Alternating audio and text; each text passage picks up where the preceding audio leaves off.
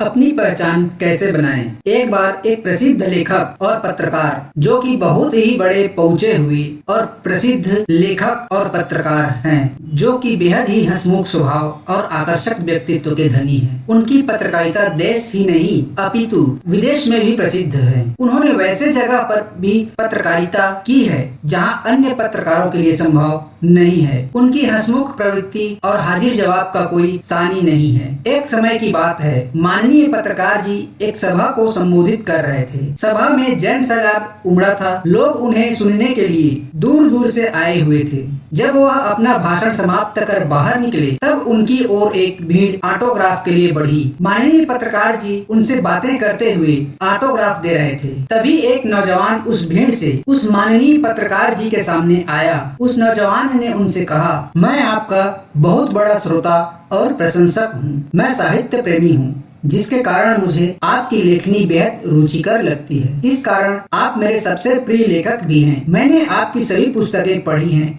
और आपके व्यक्तित्व को अपने जीवन में उतारना चाहता हूँ, किंतु मैं ऐसा क्या करूँ जिससे मैं एक अलग पहचान बना सकूँ, आपकी तरह ख्याति पा सकूँ, आपकी तरह नाम कमा सकूँ। ऐसा कहते हुए उस नौजवान ने अपनी पुस्तिका ऑटोग्राफ के लिए उस पत्रकार की ओर बढ़ाई। उस पत्रकार जी ने उस समय कुछ नहीं कहा और उसकी पुस्तिका में कुछ शब्द लिखे और ऑटोग्राफ देकर उस नौजवान को पुस्तिका वापस कर दी। इस पुस्तिका में यह लिखा हुआ था, आप अपना समय स्वयं को पहचान दिलाने के लिए लगाएं। किसी दूसरे के ऑटोग्राफ से आपकी पहचान नहीं बनेगी। जो समय आप दूसरों के लिए देते हैं, वह समय आप स्वयं के लिए दें। नौजवान इस जवाब को पढ़कर बेहद प्रसन्न हुआ और उसने पत्रकार जी को धन्यवाद कहा। मैं आपका यह वचन जीवन भर याद रखूंगा और अपनी एक अलग पहचान बनाकर दिखाऊंगा। उस पत्रकार जी ने उस नौजवान को धन्यवाद दिया और सफलता के लिए ढेर सारी शुभकामनाएं भी दी। दूसरी कहानी है ईमानदारी का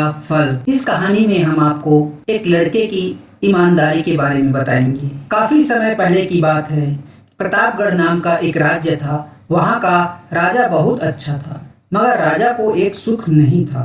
वह यह कि उसके कोई भी संतान नहीं थी और वह चाहता था कि वह राज्य के अंदर किसी योग्य बच्चे को गोद ले, ताकि वह उसका उत्तराधिकारी बन सके और आगे की बागडोर को सुचारू रूप से चला सके। और इसी को देखते हुए राजा ने एक राज्य में घोषणा करवा दी कि सभी बच्चे राजमहल में एकत्रित हो जाएं। और ऐसा ही हुआ। राजा ने सभी बच्चों को पौधे लगाने के लिए भिन्न भिन्न प्रकार के बीज दिए और कहा कि अब हम 6 महीने बाद मिलेंगे और देखेंगे कि किसका पौधा सबसे अच्छा होगा। महीना बीत जाने के बाद भी एक बच्चा ऐसा था जिसके गमले में वह बीज अभी तक नहीं फूटा था, लेकिन वह रोज उसकी देखभाल करता और रोज पौधे को पानी देता। देखते ही देखते 3 महीने बीत गए। बच्चा परेशान हो गया। तभी उसकी माँ ने कहा कि बेटा धैर्य रखो, कुछ बीजों को फलने में ज्यादा वक्त लगता है। और वह पौधे को सींचता रहा। 6 महीने हो गए। राजा के पास जाने का समय आ चुका था, लेकिन वह डरा हुआ था कि सभी बच्चों के गमलों में तो पौधे होंगे और उसका गमला खाली होगा। लेकिन वह बच्चा ईमानदार था और सारे बच्चे राजमहल में आ चुके थे। कुछ बच्चे जोश से भरे हुए थे, क्योंकि उनके अंदर राज्य का उत्तराधिकारी बनने की प्रबल लालसा थी। अब राजा ने आदेश दिया कि सभी बच्चे अपने अपने गमले दिखाने लगे, मगर एक बच्चा सहमा हुआ था क्योंकि उसका गमला खाली था। तभी राजा की नजर उस गमले पर गई। उसने पूछा, तुम्हारा गमला तो खाली है? तो उसने कहा, लेकिन मैंने इस गमले की 6 महीने तक देखभाल की है।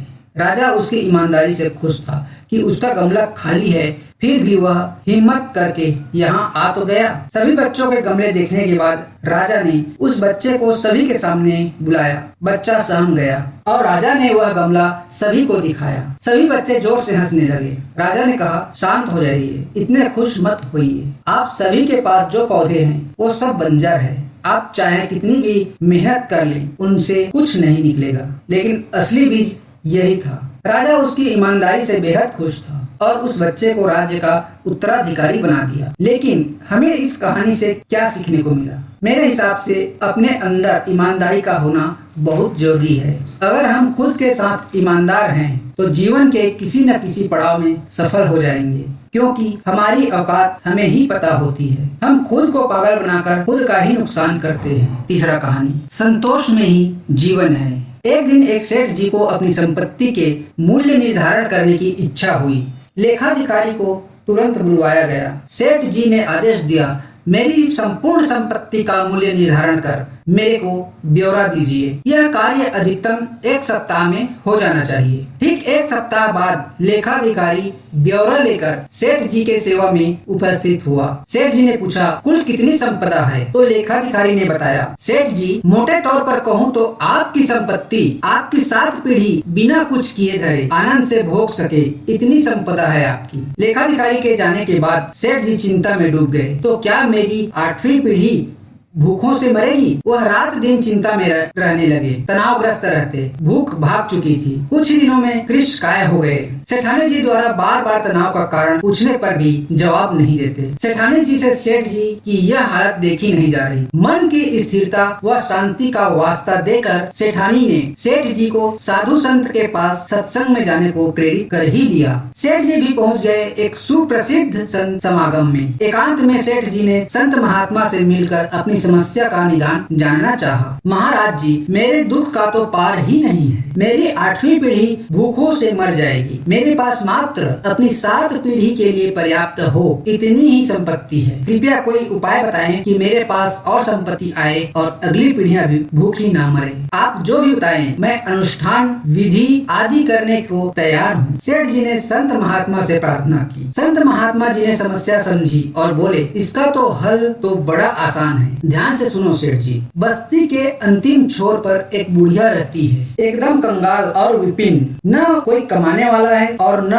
वह कुछ कमा पाने में समर्थ है। उसे मात्र आधा किलो आटा दे दो। यदि वह यह दान स्वीकार कर ले तो इतना पुण्य उपार्जित हो जाएगा कि तुम्हारी मनोकामना पूर्ण हो जाएगी। तुम्हें अवश्य अपना वांछित प्राप्त होगा। सेठ जी को बड़ा आसान उपाय मिल गया। अब कहाँ सब्र था उन्हें। घर पहुंचकर सेवक के साथ 1 क्विंटल आटा लेकर पहुंच गए बुढ़िया की झोपड़ी पर। माता जी, मैं आपके लिए आटा लाया हूँ, इसे स्वीकार कर लीजिए। सेठ जी बोले, आटा तो मेरे पास है बेटा, मुझे नहीं चाहिए। बुढ़िया ने स्पष्ट इनकार कर दिया। सेठ जी ने कहा, फिर भी रख लीजिए। बूढ़ी माँ ने कहा, क्या करूंगी रख कर, मुझे आवश्यकता ही नहीं है। सेठ जी बोले, अच्छा कोई बात नहीं, 1 क्विंटल न सही, आधा किलो तो रख लीजिए। बुढ़िया बोली, बेटा आज खाने के लिए जरूरी आधा किलो आटा पहले से ही मेरे पास है, मुझे अतिरिक्त की आवश्यकता नहीं है। बुढ़िया ने फिर स्पष्ट मना कर दिया। लेकिन सेठ जी को तो संत महात्मा जी का बताया उपाय हर हाल में पूरा करना था। एक कोशिश और करते सेठ जी बोले, तो फिर इसे कल के लिए रख लीजिए। बूढ़ी माँ ने कहा, बेटा कल की चिंता मैं आज क्यों करूं? जैसे हमेशा प्रबंध होता आया है, कल के लिए भी कल ही प्रबंध हो जाएगा। इस बार भी बूढ़ी माँ ने लेने से साफ इनकार कर दिया। सेठ जी की आंखें खुल चुकी थी। एक गरीब बुढ़िया कल के भोजन की चिंता नहीं कर रही और मेरे पास अथाह धन सामग्री होते हुए भी मैं 8वीं पीढ़ी की चिंता में घुल रहा हूँ। मेरी चिंता का कारण अभाव नहीं,